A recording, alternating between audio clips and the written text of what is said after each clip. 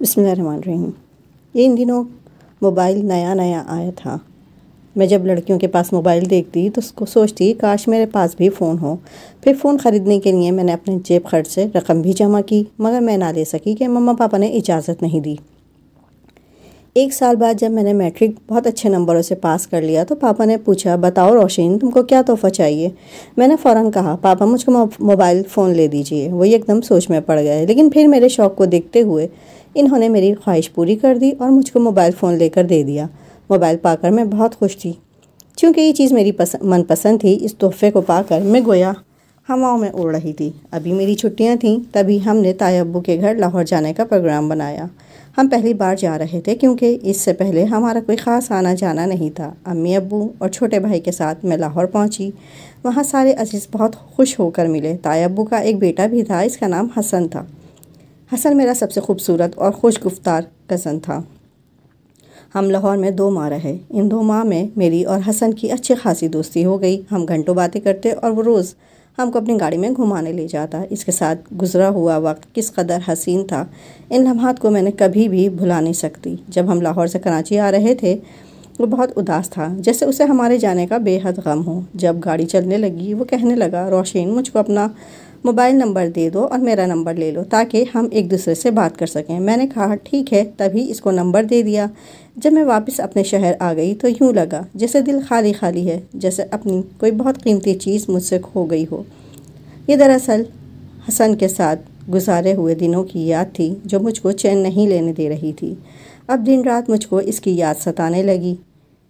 Phone پر بات ہوتی تو کچھ چین ملتا، ورنہ کسی کام میں دل ہی نہیں لگتا تھا۔ 1 ماہ تک ہم یوں ہی بات کرتے رہے، مگر اس کے بعد ایک روز اچانک ہی حسن نے اپنا فون بند کر دیا۔ میں بہت پریشان تھی، ہر وقت فکر مند اور اداس رہتی کہ خدا جانے کیوں حسن نے اپنا فون بند کیا ہے۔ جبکہ ایک دن بات نہ ہوتی تو وہ شکوے کرنے لگتا تھا، خدا خیر کرے۔ میں دل ہی دل میں دعا کرتی۔ حسن سے بات ہوئے 10 دن گزر گئے اور میں نیم مردہ سی ہو گئی، مگر شکر کہ پھر اس کا SMS آ گیا، روشن کیسی ہو؟ میں نے جواب دیا، تمہارے بغیر میں کیسی ہو سکتی ہوں؟ اس نے کہا، کیا مطلب؟ چھوڑو، تم سناؤ تم کیسے ہو؟ میں نے ٹالتے ہوئے کہا، اتنے دن سے فون کیوں بند کیا ہوا تھا؟ میرا موبائل خراب ہو گیا تھا، اس نے بتایا۔ پھر اچانک ہی ایک انوکھی بات کہہ دی، کیا تم مجھ سے شادی کرو گی؟ میں بے ساختہ کہا، ہاں، اور پھر خود ہی شرمندہ ہو گئی۔ وہ بولا، روشن یہ دن میں نے تمہارے بغیر کیسے گزارے کیا بتاؤں؟ میں بھی تمہارے بغیر نہیں رہ سکتی حسن۔ بے اختیار میرے منہ سے نکل گیا، لیکن حسن تائی امی تمہاری شادی کہیں اور نہ کر دیں۔ میں نے اپنا خدشہ ظاہر کیا۔ تبھی اس نے کہا، ہاں روشن، گھر والے میرے رشتہ کہیں اور کرنا چاہتے ہیں، لیکن تم فکر نہ کرنا، میں شادی صرف تم سے ہی کروں گا۔ میں نے اس کی باتوں پر یقین کر لیا۔ پھر آہستہ آہستہ اس کا خیال میرے دل میں گھر کرتا گیا۔ پھر میرا یہ حال ہوا کہ جس روز اس سے بات نہ ہوتی خوب روتی، نہ کھاتی نہ پیتی، بس سسکتی ہی رہتی۔ میں اس کے لیے جان تک دینے کا سوچنے لگی۔ اکثر اس سے ایک ہی سوال کرتی، حسن ہماری شادی کب ہوگی؟ کیا تم نے تائی امی سے میرے بارے میں کچھ کہا؟ وہ کہتا، کہہ دوں گا، اتنی جلدی کیا ہے، پہلے تم اپنی تعلیم تو مکمل کر لو اور میں بھی تعلیم مکمل کر کے جاب پر لگ جاؤں۔ غرض اس طرح کی باتوں میں 1 سال گزر گیا۔ اس بار کالج میں 10 دنوں کی چھٹیاں ہو گئیں تو میں نے فوراً تائی امی کے گھر جانے کا پروگرام بنا لیا اور امی سے ضد کر کے وہاں جا کر ہی دم لیا۔ وہاں پہنچ کر مجھے ایک بہت ہی بڑی خبر سننے کو ملی کہ حسن کی شادی اچانک ہی اپنی ماموزاد سے ہو گئی ہے۔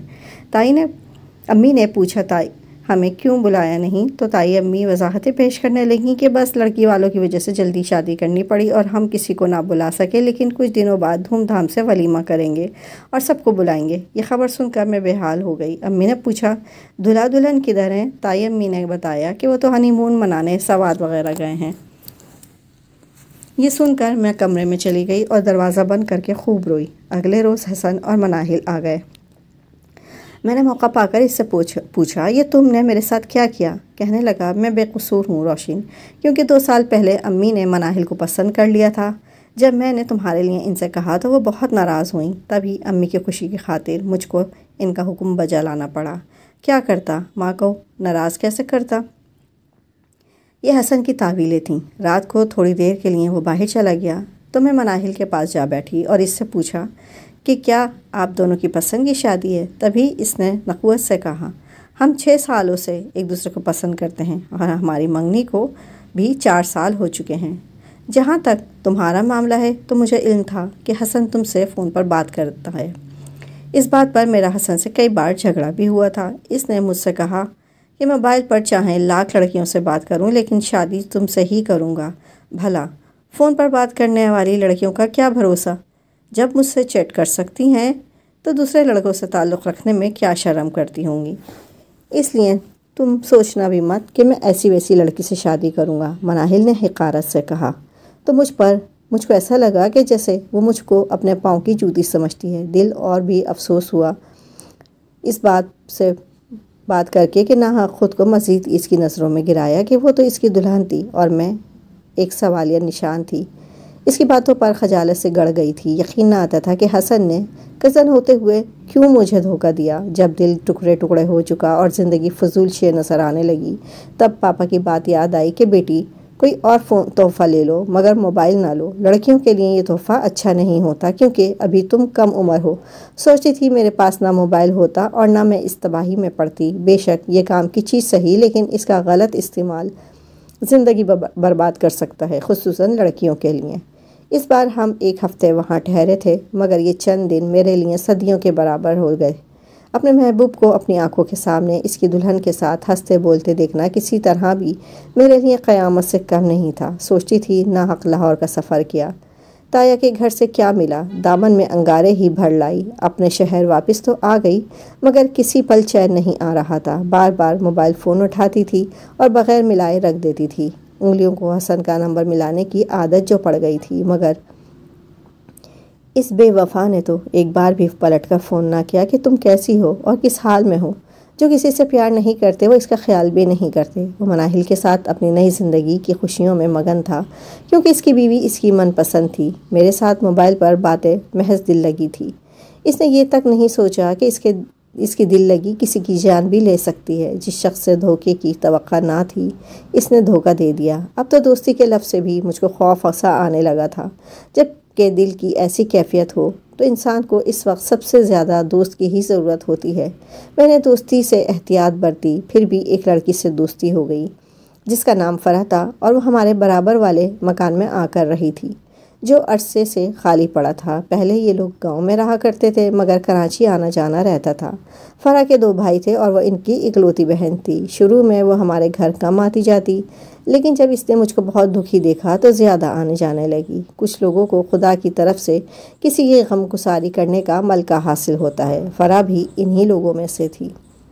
اس نے نہایت توجہ اور طریقے سے میرے دل کو اپنی گرفت میں لے لیا اور میں نے اس کو اپنا غمگسار ہی نہیں رازدار بھی بنا لیا۔ اس نے مجھ کو تسلی دی اور پیار دیا تو دل سے من و بوجھ ہلکا ہو گیا اور پھر میری فرح سے اس قدر دوستی ہو گئی کہ جب وہ آ جاتی اور میں بے وفا حسن کی باتیں کرتی اور اس کی یادیں دہرا لیتی تو مجھے سکون مل جاتا۔ پہلے تو مجھے صرف اپنا دکھ ہی سب سے بڑا لگتا تھا، کسی اور کو بھی کوئی دکھ ہوگا یہ جاننے کی صحیح نہ کی۔ لیکن جب فرح سے خوب اچھی دوستی ہو گئی تو ایک روز اسے رنجیدہ پا کر میں نے پوچھا، فرح تم بھی بہت چھپ چھپ رہتی ہو، بتاؤ تو صحیح تمہیں کیا دکھ ہے؟ پہلے تو اس نے ٹالنا چاہا مگر میں نے اصرار کیا تو اس نے بتایا، جن دنوں میں اسکول میں پڑھتی تھی راشد بھی پڑھتا تھا، وہ ہمارے پڑوسی بھی تھا اور بچپن میں اکٹھے کھیل کر بڑے ہوئے تھے۔ چونکہ ہم دونوں کا بچپن تھا اس لیے زندگی کی اونچ نیچ کے بارے میں اتنا نہیں جانتے تھے۔ یوں کہیے کہ بس ہماری دوستی معصوم سی تھی۔ میں نے میٹرک پاس کیا تو میری آنٹی امریکہ سے آ گئیں اور انہوں نے اپنے بیٹے اویس کے لیے میرا رشتہ مانگ لیا۔ امی ابو نے فوراً ہاں کر دی۔ میں اویس سے شادی نہیں کرنا چاہتی تھی لیکن امی کی شدید خواہش تھی کہ میں خالہ کی بہو بنوں اور امریکہ جاؤں، لہٰذا ان کے آگے میری ایک نہ چلی۔ یوں میری شادی اویس سے ہو گئی۔ میری شادی سے راشد کو دھچکا لگا لیکن کیا کرتا، وہ بس دیکھتا رہ گیا۔ امریکہ جا کر میں اور زیادہ پریشان ہو گئی۔ نیا ماحول، نیا ملک تھا، پھر اویس بھی مجھے پسند نہیں کرتا تھا۔ یہاں اس کی کئی گرل فرینڈز تھیں، وہ سارا وقت ان کے ساتھ گزارتا اور میں مشرقی ماحول کی پروردہ سب کچھ کھلی آنکھوں سے دیکھ کر بھی چپ رہتی تھی۔ ان حالات میں کیا کوئی لڑکی خوش رہ سکتی ہے؟ مجھے اویس کے ساتھ زندگی گزارنے پر کوئی خوشی نہ ملی۔ میں بے حد ناخوش رہنے لگی۔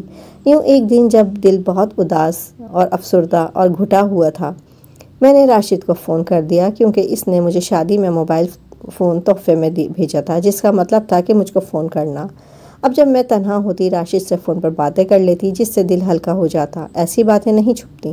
ایک روز میں رو رو کر راشد کو اپنے دل کا حال سنا رہی تھی کہ میرے شوہر نے وہ باتیں سن لیں، بس پھر کیا تھا؟ اس نے خوب جھگڑا کیا۔ دراصل وہ مجھ کو طلاق دینے کے بہانے ڈھونڈ رہا تھا، اور کوئی بہانہ اس کے ہاتھ نہیں آ رہا تھا۔ میں اس کی ماں کی پسند تھی اور آنٹی مجھے بیاہ کر لائی تھیں، اور ویسے تو مجھ سے شادی کا آرزومند تھا ہی نہیں۔ بس اس بات پر کہ میں راشد سے فون پر بات کر رہی تھی، ویس نے مجھ کو طلاق دے دی۔ جب مجھے طلاق ہوئی، اس وقت میری شادی کو 7 ماہ ہوئے تھے۔ انہوں نے مجھے پاکستان بھیج دیا۔ جب طلاق کی وجہ بتائی گئی تو میرے والدین بھی چپ ہو گئے۔ وہ کیا کرتے؟ طلاق کی وجہ سے ہر کوئی افسردہ تھا، اور کوئی خوش تھا تو وہ راشد تھا۔ تاہم میرے گھر والے اب راشد کو سخت ناپسند کرنے لگے، کہ جس کی وجہ سے مجھ کو طلاق ہوئی تھی۔ راشد میں ایک بہت بڑی خرابی تھی کہ اس کو میری عزت کی کوئی پرواہ نہ تھی۔ وہ ہر جگہ بیٹھ کر میری اور اپنی باتیں کرتا تھا، تاہم مجھے اس کی کوئی اور خامی نظر نہیں آتی تھی۔ بس ایک بات سوچتی تھی، اب تو مطلقہ ہو چکی ہوں، وہ جیسا بھی ہے اس سے پیار کروں گی، شاید اس کے ساتھ شادی ہو جانے سے زندگی سنور جائے اور میں پچھلا دکھ بھلا دوں۔ میرے لیے 2-4 رشتے آئے، لیکن میں نے انکار کر دیا۔ راشد کی والدہ بھی آئیں، مگر میرے والدین نے یہ کہہ کر انکار کر دیا کہ یہ کوئی کام نہیں کرتا، لہٰذا ہم اس بے روزگار لڑکے کو بھی اپنی بیٹی کا رشتہ نہیں دیں گے، جبکہ یہ زیادہ پڑھے لکھا بھی نہیں ہے۔ راشد اور میں کبھی کبھی ملتے تھے۔ ان کے گھر کی چھت سے ہمارے مکان کی چھت بالکل جڑی ہوئی تھی، لہٰذا جب سب سو جاتے ہم دونوں اپنی اپنی چھتوں پر چلے جاتے اور باتیں کرتے۔ میں کہتی تھی، راشد مجھے نہیں لگتا کبھی ہمارے گھر والے مان جائیں گے، وہ ہرگز تم سے شادی نہ کریں گے کہ تمہاری وجہ سے میری طلاق ہوئی ہے۔ تب وہ کہتا، روشن تو پھر ایسا کرو کہ ہم گھر سے بھاگ کر شادی کر لیتے ہیں۔ بالآخر والدین نے راشد کے گھر سے دوری کی خاطر وہ گھر بیچ دیا اور ہم لوگ یہاں آ گئے۔ سارا دن فرح ہمارے گھر رہتی تھی، وہ مجھ کو اپنی ساری باتیں بتاتی۔ فرح کا ایک کزن تھا جس کا نام یاسر تھا، وہ بھی ان کے گاؤں کا تھا، لیکن جب بعد میں وہ شہر آ گیا اپنی نانا نانی کے پاس، کیونکہ اس کے والدین ایک حادثے میں فوت ہو گئے تھے۔ یاسر کافی خوبصورت اور فرح سے عمر میں 4 برس چھوٹا تھا، تاہم دونوں کزن آپس میں خوب گھل مل گئے اور ان کی دوستی ہو گئی۔ یاسر چونکہ راشد کا بھی دوست تھا، لہٰذا وہ فرح کے بارے میں سب کچھ جانتا تھا۔ وہ ہمیشہ اس کو یہی ہدایت کرتا تھا کہ بے شک تم مطلقہ اور افسردہ بھی رہتی ہو، تاہم عقل سے کام لینا اور کوئی غلط قدم مت اٹھانا، جو بھی قدم اٹھاؤ اپنے والدین کی رضامندی اور مرضی سے اٹھانا۔ یاسر کا یہ اخلاص دوستی کے اور پھر محبت کے جذبے میں تبدیل ہو گیا، مگر وہ اس سے 4 برس بڑی تھی، اس لیے یاسر نے اس جذبے کو دل میں دبا لیا اور اس کے سامنے اظہار کی جرات نہ کر سکا۔ ایک دن یاسر ہمارے گھر بھی آیا، تب اس نے مجھے بتایا کہ وہ فرح کو پسند کرتا ہے، مگر تاکید کی کہ یہ بات فرح کو نہ بتانا۔ تبھی میں نے سوچا کہ یہ کیسا بزدل ہے، پیار بھی کرتا ہے اور فرح پر ظاہر بھی نہیں کرنا چاہتا۔ کیسی عجیب سوچ تھی اس کی۔ ادھر راشد کی امی مسلسل فرح کے والدین کو منا رہی تھیں اور منتیں کر رہی تھیں کہ فرح کا رشتہ دے دو۔ جب وہ نہیں مانے تو راشد مایوس ہو گیا اور اس نے فرح کو اکسایا کہ تم میرے ساتھ نکل چلو، ہم کورٹ میرج کر لیں گے۔ اس نے گھر سے بھاگ کر شادی کرنے کا منصوبہ بھی بنا لیا اور فرح سے کہا کہ فلاں وقت فلاں جگہ آ جانا۔ بے وقوف فرح اس کی باتوں میں آ کر مقررہ وقت پر وہاں گئی، مگر راشد نہیں آیا۔ جب وہ کافی دیر نہ لوٹی تو اس کے گھر والوں کو تشویش ہوئی۔ انہوں نے ادھر ادھر معلوم کرا تو راشد کے ایک دوست سے راز فاش کر دیا اور بتایا کہ فرح ریلوے اسٹیشن گئی ہے۔ وہ بھاگے گئے۔ شکر ہے کہ وہ کسی گاڑی میں سوار نہ ہوئی تھی۔ وہ خواتین کی انتظار گاہ میں بیٹھی مل گئی۔ بھائی کو اس کو پکڑ کر لے آئے۔ باپ نے گھر میں 4 دن بند رکھا کہ بھائی اس کو نہ مار دیں۔ بھائیوں کا ارادہ اس کو مار ڈالنے کا ہی تھا۔ آخری بار وہ مجھ سے اس وقت ملی جب وہ گھر سے جا رہی تھی، مگر اس نے مجھے بھی نہ بتایا تھا کہ وہ کہاں جا رہی ہے، کیونکہ اس کو تو جانے کی جلدی تھی۔ بہرحال بھائیوں کا غصہ ٹھنڈا نہ ہوا اور موقع ملتے ہی انہوں نے فرح کو مارنا چاہا۔ پستول کی 2 گولیاں اس کی ٹانگوں پر لگیں اور وہ موت اور زندگی کی کشمکش میں مبتلا ہو گئی۔ والدین اس کو اسپتال لے گئے۔ جب ہم کو پتہ چلا ہم سب بھی کافی پریشان ہو گئے۔ میں نے اس کے لیے بہت دعائیں کی، میری دعا قبول ہوئی اور فرح کو ہوش آ گیا اور ڈاکٹروں نے اس کی زندگی بچائی، لیکن اب وہ بہت شرمندہ تھی، اپنے گھر والوں سے کسی سے آنکھ نہ ملا سکتی تھی۔ تاہم اس نے ہوش میں آ کر پولیس والوں کو یہ بیان دیا کہ مجھے راشد نے مارا ہے، کیونکہ وہ اب اس سے نفرت کرنے لگی تھی۔ تب راشد کہیں بھاگ گیا اور وہ پوش ہو گیا۔ بعد میں وہ واپس آ گیا کیونکہ سارا محلہ جانتا تھا کہ اس لڑکی کو اس کے بھائی نے مارا تھا۔